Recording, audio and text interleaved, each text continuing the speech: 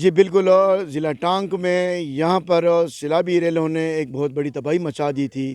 اس وقت میں موجود ہوں ٹانک کے قریبی ملحقہ علاقہ گاؤں بگوال میں۔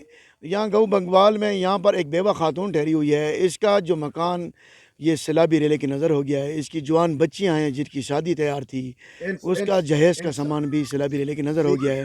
اس خاتون سے جاننا چاہتے ہیں کہ کس مشکلات سے یہ جی رہی ہے۔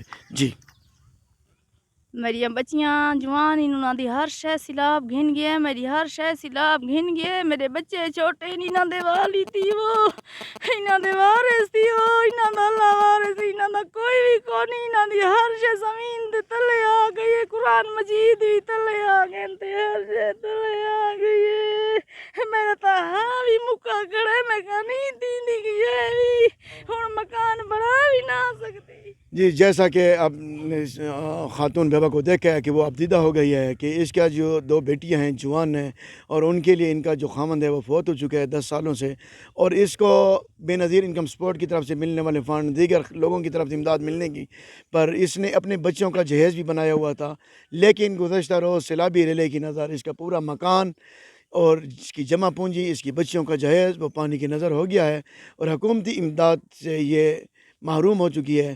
حکومت کے بلند و بان دعوے تو ہیں، لیکن گراؤنڈ ریئلٹی پہ یہاں پر ان غریب مسکین بیواؤں کے ساتھ کسی قسم کی کوئی امداد نہ ہو سکی۔ جی